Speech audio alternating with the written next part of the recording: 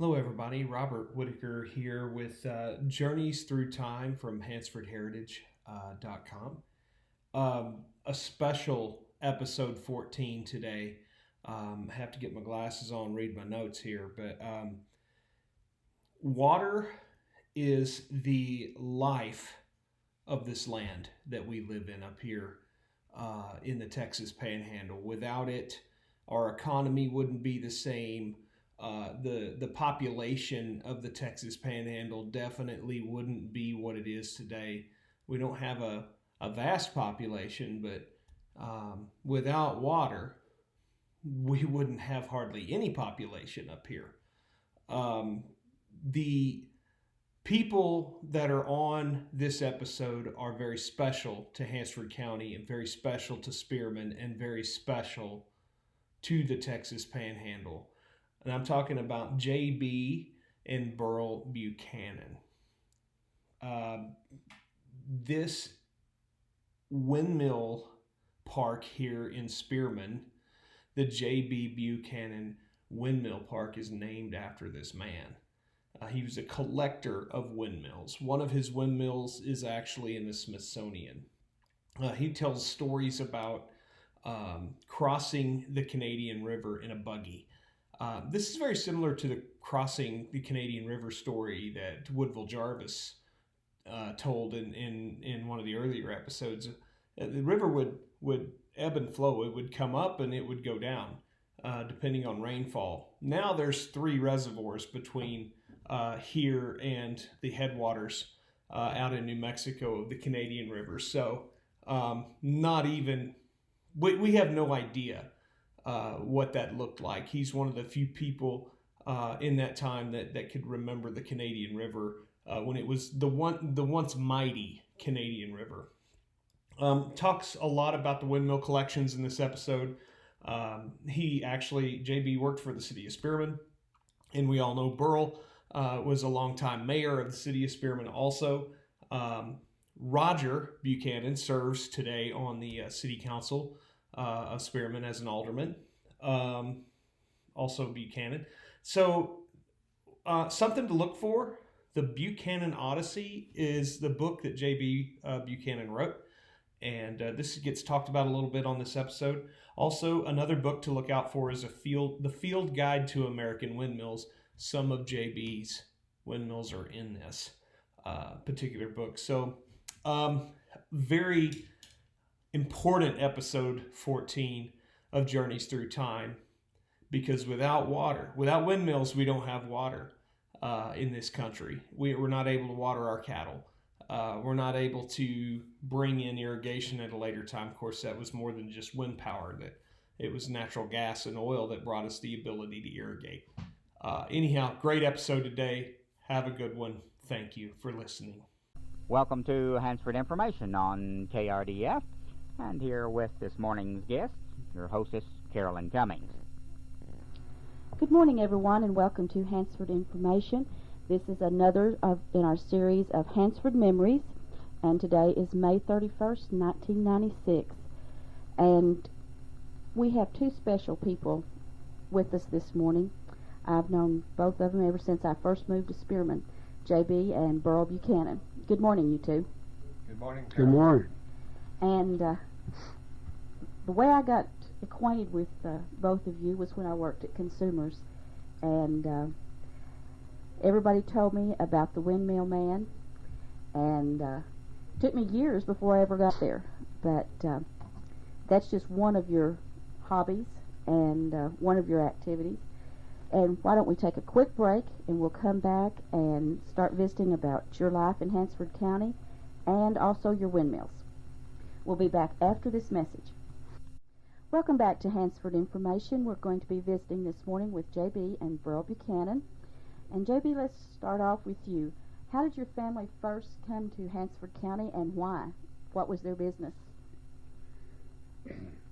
Well, Dad heard about the newspaper at Old Hansford being for sale, and he was already working at Texoma Times paper up there, and so this man traded to Dad for a piece of land they'd homesteaded on. So we moved to Hansford then in 1911. Came here we came in a buggy, mother and 2 or 3 kids with us. Well, I tell you, last night I was reading. You're also, among other, being a farmer and working for Phillips and the Windmill Man. You wrote a book. You're an author, and I was reading last night in Buchanan Odyssey about your crossing the Canadian River one time, and during these series, I've learned that the Canadian was all quicksand, or a lot of quicksand, and I've talked to some of the kids, and they didn't realize it. I wish you would relate that story so these kids would realize how dangerous it was at that time to cross the Canadian River. Well, Granddad and Mother lived over at Shamrock, and we made trips. Had to go in a buggy then. And I believe on that trip we spent the night with Ralph Blodgett's folks, and that's as far as we got the first day in the buggy. And then the next thing they was all worried about was getting across the river. Was the river down or so on? And there's always a cowboy there to help everybody across. He'd tie his rope onto the buggy tongue and lead us across. At that time, the river was just coming up, getting higher, and says, well, we're going to have to get across pretty quick, or we'll have to put it off a week. So we decided we'd try it. And he told the horse driver, says, now don't get scared to jump out. Keep your team quiet and just follow me. So we made a motion, and they started off, and it got deeper, and the buggy went down deeper and deeper till the water run in the buggy and got our kids' feet wet, and we didn't tell the folks our feet was wet. They was heck bent on across the river. Anyway, the cowboy got us across, and then he got back home all right. We waited till he got back home, and the old horse seemed to love that river. He loved the water. And so that was just one of the trips. At times people had lost their wagons and buggies.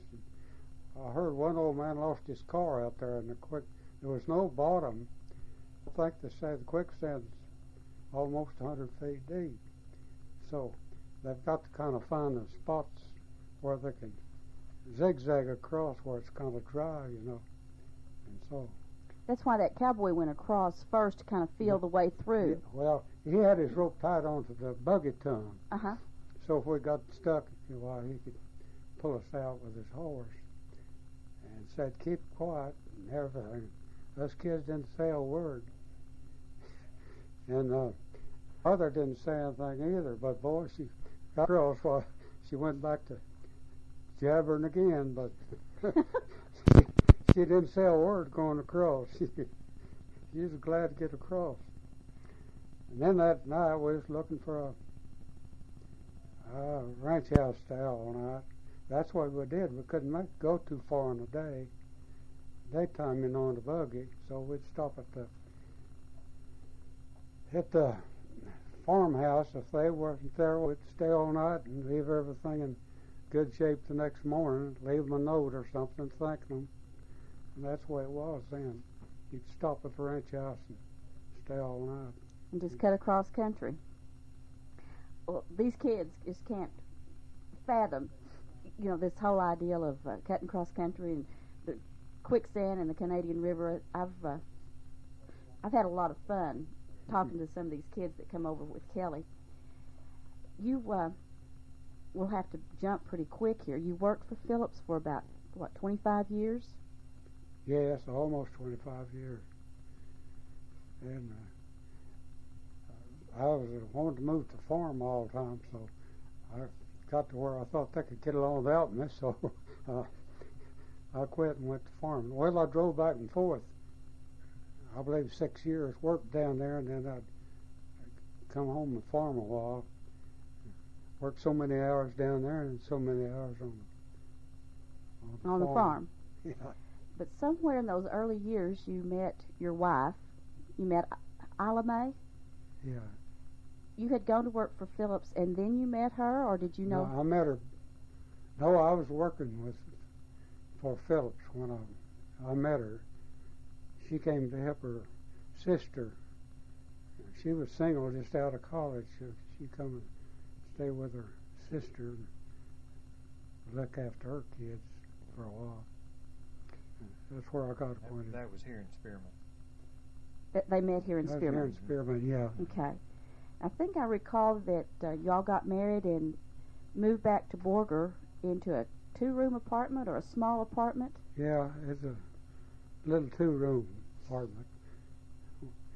And till we could get a house, find a 2-room house. And then we moved in it. And then later on we found a little car-topped house that we could buy for $250. It's not a lot. So we moved in it and paid it out by the month. I tell you what, a lot of people paid stuff out by the month. I think everybody did. But something I really didn't know, you worked for the city of Spearman at one time. Yes, that's worked. When I come back from college, well, I put my bid in. The other man wanted to go into business, so I got to be the. I pump water and read the meters and take care of the streets. And about the only man I had working, and had a girl as secretary. So us two held it down for a few years. And she'd work in the office, and I'd work outside, pump the water, climb the tower once in a while, the water tower, and fix the float up there and get hung up. So that went on, I guess, about 3 years, I think. I worked there. Well, it even says in here that you slept by the fire truck. And in the city, somewhere in the city buildings where the fire truck was, that you slept by that Yeah, at night. I You were a slept. devoted city employee. Yeah, I was the only one, I guess, and the girl that had secretary, just us two, yeah. And Leo Dacus worked with the city a while, and we slept together, but he worked down at the garage. And if I need more help, had a fire or something, well, I'd drive by the Ford garage and get some of the mechanics, and they'd all jump on. So that was the fire department. First volunteer fire department there. Yeah. Of course, Burl, you're mayor. Things at the city have really changed since then. Yeah, a lot. I'm just sitting here thinking about the old city hall as I knew it, and I'm not sure.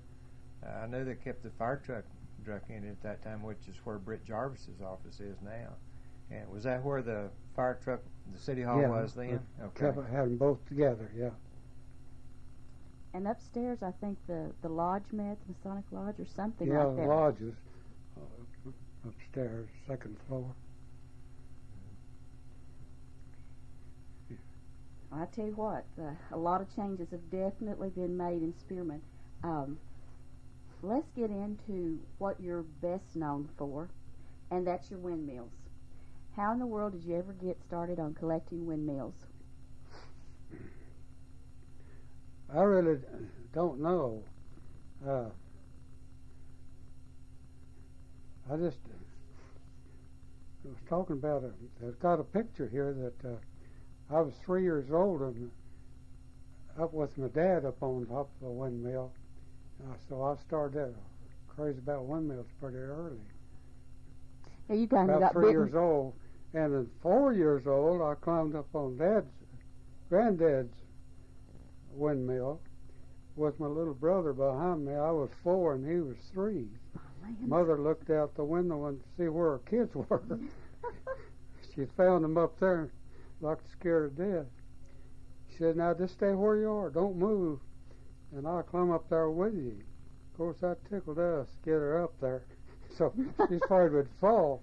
So she climbed down, got us down. She said, "So for about a week, she couldn't hardly walk." Oh, no. Well, in your book, The Buchanan Odyssey, you tell a story about being out at Old Hansford on a kind of a moonlit night, slightly moonlit, and you climbed up the windmill that night. Do you remember scaring the cowboys that were down below? Let's see. I don't recollect.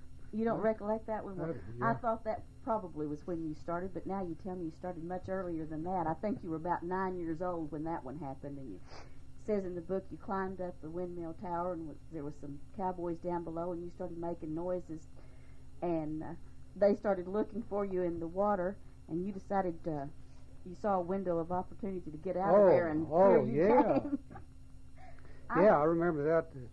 In the wagon yard, I lived right close to the wagon yard, and one night the moon was coming up over the Hansford Hills, and everything's just beautiful, and so I climbed up on the windmill, and I got the bubbling with my lips through the windmill when it was in the wheel when it was running, and I was so happy I had to do something up there. And while the wheel was running, well, all of us two were guys sitting over on a wagon tongue over there spinning their yarns, and they heard something. They both took off the water tank, looked down in there, and they run around looking in that tank. And I thought, well, there's nobody in there. What's this? But the moon's shining. I don't know what they're looking for. Pretty soon they pulled off the boots, climbed in there and waited around. They thought that kid, they'd saw me there a few minutes before, and said, that kid fell off that windmill. Pretty soon it soaked in what was happening. I climbed out and scooted home, boy. I was afraid they'd give me a paddling. Yeah, I was about 7, 8 years old. Oh, heavens, you've been climbing those windmills for a long time. Let's take a real quick break, and when we come back, we'll really talk about the types of windmills that you've got out there in your collection. We'll be back right after this message. And now, things that don't translate to radio. The program that would probably work much better on TV with your host, Vince and Larry, the Crash Test Dummies. Hey, Larry, what do we got today that doesn't translate to radio? 30-mile-an-hour car crashes. To prove a point, Fiji Nakatomi, world-renowned sumo wrestler, is going to sit on your head. Okay. What? Wait! Yo! You see, the impact of a 30-mile-an-hour car crash equals the same force this rotund wrestler is exerting on your cranium. Yeah, and it sure doesn't translate to radio. You bet it doesn't. Oh, I wish the listeners could see the weird shape your head is taking on. So what we're trying to prove is... Safety belts absorb the force released in a car crash. You stay in your seat during a crash, and that could translate into saving your life, Vince. I flat out agree with you. Be with us next time when Vince performs mime on Things that don't translate to radio. A message from the Department of Transportation and the Ad Council. Welcome back to Hansford Information. We're visiting with JB and Burl Buchanan. And, of course, everyone knows JB as the Windmill Man, or Don Quixote of the Texas Panhandle. You have been featured in Farmland News, which is the co-op paper out of Kansas City. I think the Texas Country Reporter did an article on you, or did a video on you several years ago. You are mentioned in this windmill book. As a matter of fact, several of your windmills are pictured. A Field Guide to American Windmills. There have been quite a few people come and interview you over the years. Tell us some about your windmills. What kind of windmills have you got out there, and how difficult are they to get parts for and keep up now? Well, everybody's kind of got the favor there. Realized how important the windmills used to be in this country, and that's the only way they had to get in water. And parts are really getting hard to gather up now since everybody started looking for them. It used to be easy, but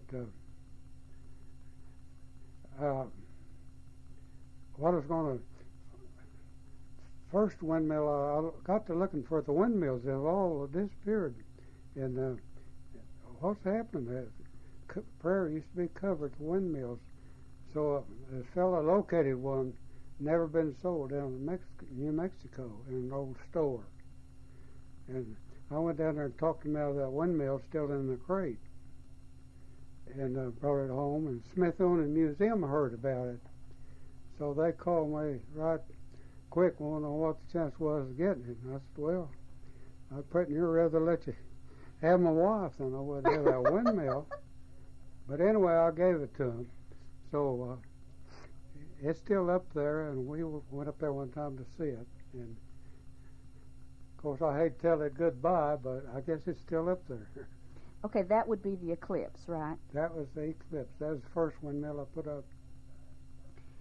And those were about, in reading and researching, they said they built those from 1/2 feet to 16 feet across. Was that one of the big ones, the 16 feet across? That was a big railroad mill, 18 foot in diameter. 18. And that was the kind of railroads used, you know. I found this one over around Delhart. They used to use the big mills over there. But it's awful hard to keep. It catches so much wind that I couldn't keep the wheel on it. So I had rebuilt 3 wheels that blew off. So it's too much work building that big a wheel, too much lumber, so I haven't put it back yet. Now that's the wooden one. I think in the one in the Smithsonian, the 12 foot. 12 foot, yeah. Yeah, and then the railroad windmill is one that he got later. It's got an 18-foot wheel. Okay. But they're both wood, right? Yeah. And those were built about when? Oh, this the fellow told me. He thought that his dad cowboy used to work where this mill was.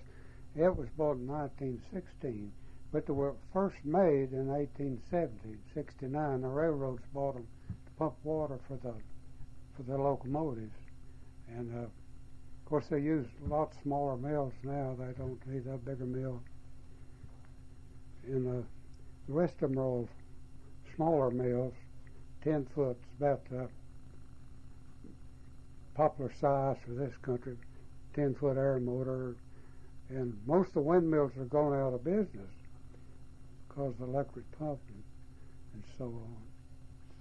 Now the Eclipse, they were painted very uniquely. And so if someone was going down a highway and maybe looking around and trying to determine what the Eclipse was, what colors would they be looking for? It was a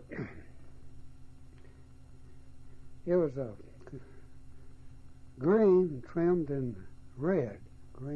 Green. Most of the windmills then that were like that, using that pattern, were all white, trimmed in red. But this was olive green. That's what the paint. Bill one put olive green paint on it. That's their color. Okay, and those were mostly built up north, weren't they? Most of the windmills were built? Yeah, up around Chicago where this first started out, yeah. Okay. Now, the Eclipse was just one that you have. You have a Butler double-gear steel windmill. Yeah. And then you have a Star mill, the original Star. Yeah. And a Samson. Yeah. And that's as far as I got last night. Why don't you tell us something about each of those? Excuse me. The Star mill, I found out in New Mexico.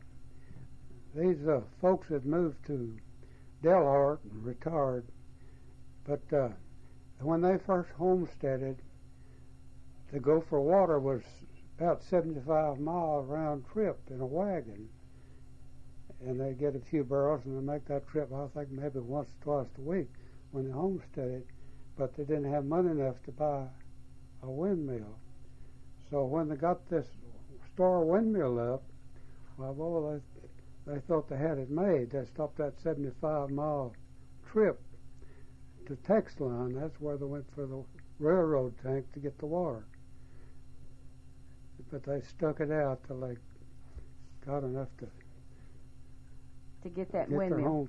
Get the windmill, get the homesteading. Now, is the Star a wooden one also? Because they're steel ones. Yeah, it's a whole lot like the Eclipse. Okay. Is there some striking feature that makes it different from the Eclipse? No, it just changes a little bit. Oh, it runs anti-clockwise, and the eclipse runs clockwise, and it's about the same. It's not near as good a mill as the eclipse. It was a cheaper mill, but it was a pretty mill, all painted in white and decorated up. Had a big star on the tail, and that's what sold a lot of them. People like cause it's a pretty mill. You said something about the pretty mills. In your little article that you brought with us, or with you, you show a windmill that has decorative touches on it. Had what? It had the decorative touches on it, the woodwork and artwork extra on it. You said those were in town, and people matched their windmills to their houses? Oh, yeah.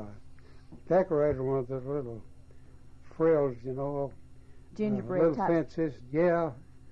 And I have one that decorated under the platform.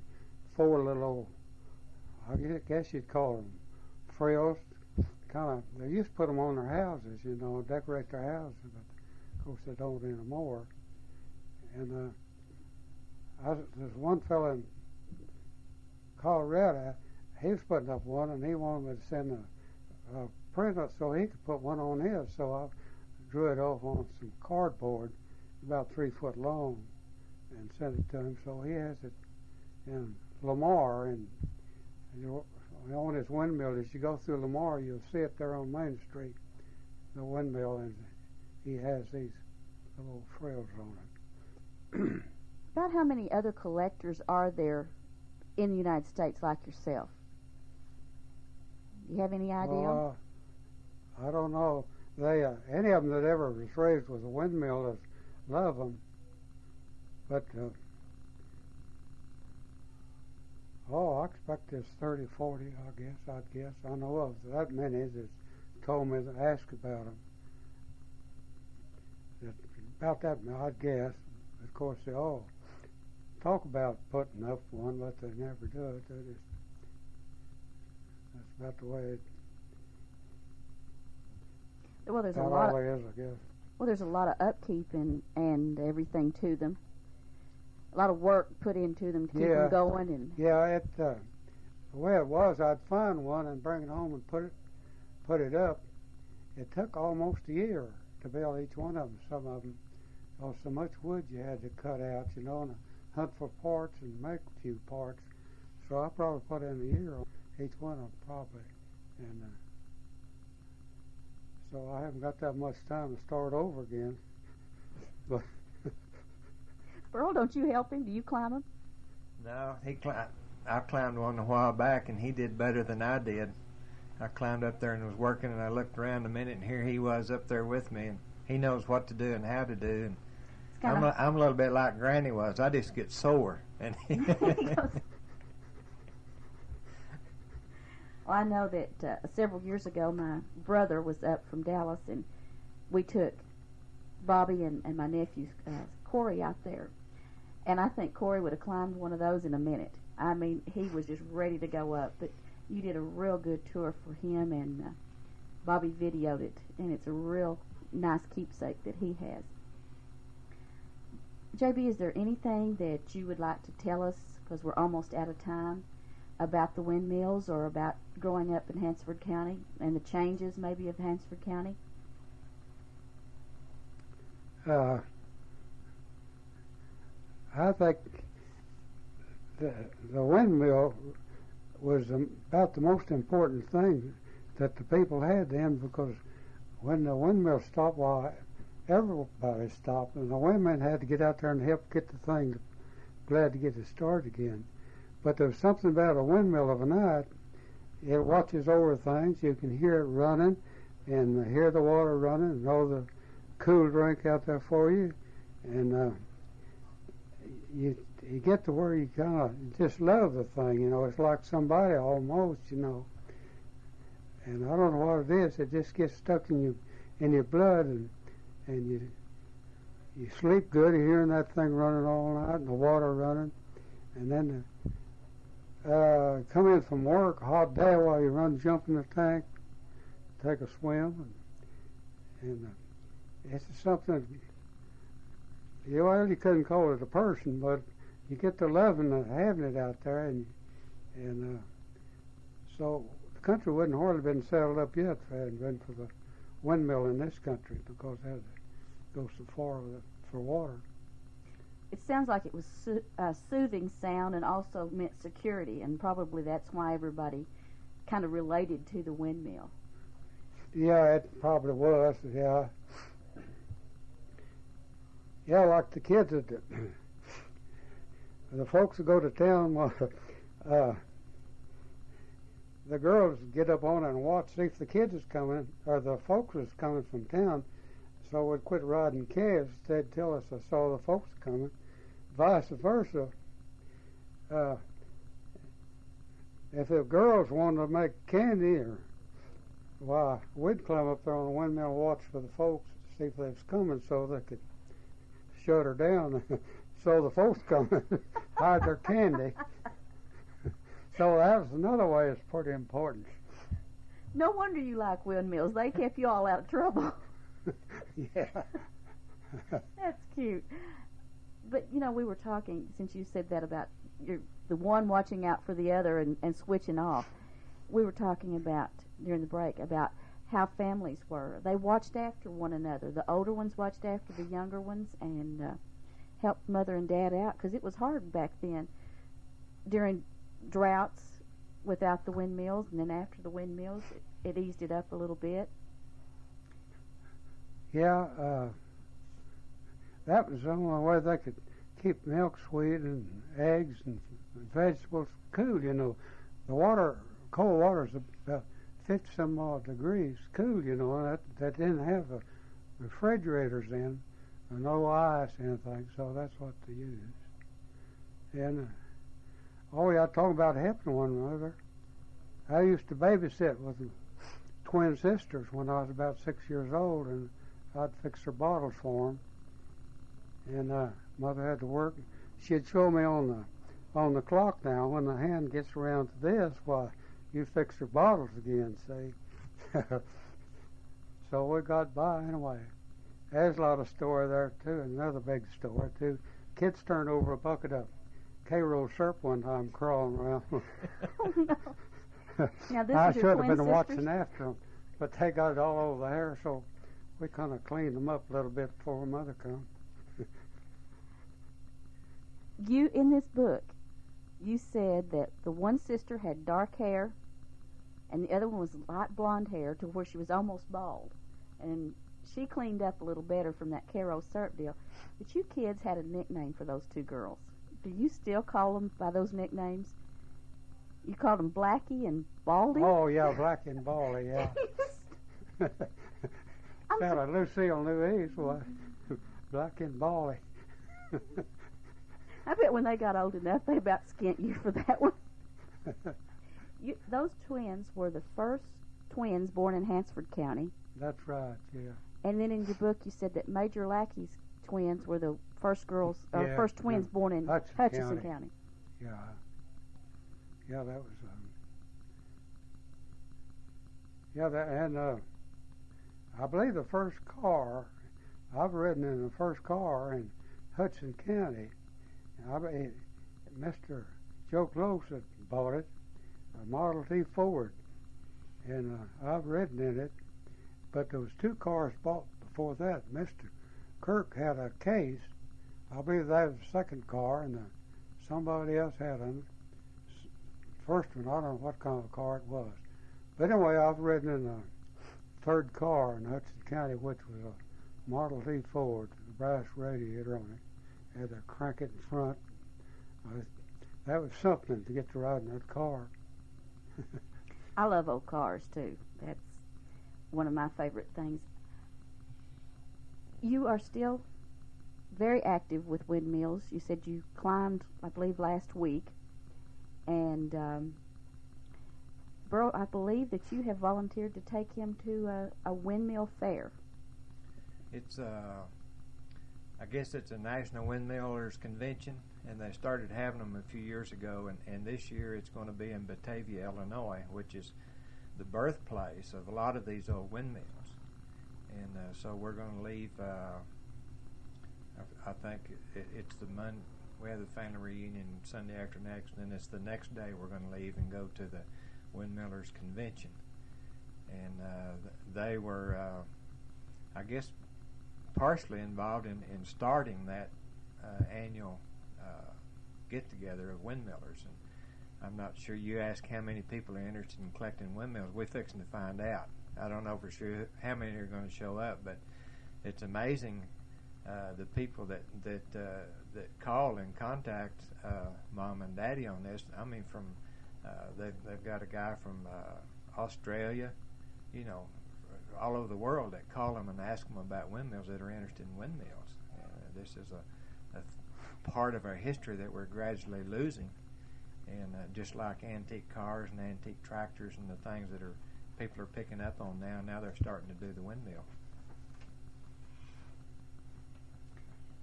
Dwayne brought me a note and said Windmills, Smithsonian Institution in Washington, D.C. We had mentioned that the eclipse that you had donated to the windmill, to the Smithsonian. They've actually got two up there.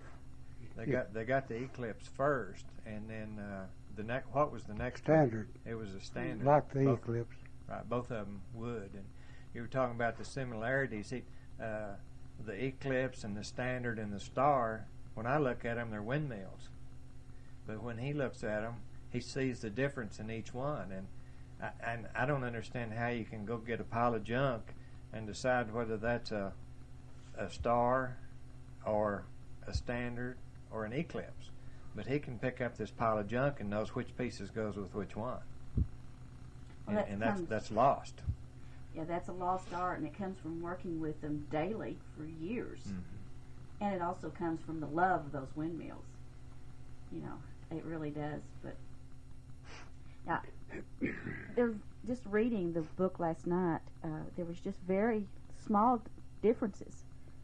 You know, the coloration or the shape of the blade, or they were wood or steel, and I don't see how you do it. I really don't. I'd like to, a little bit unusual, the other day, morning, we got a call from South Africa.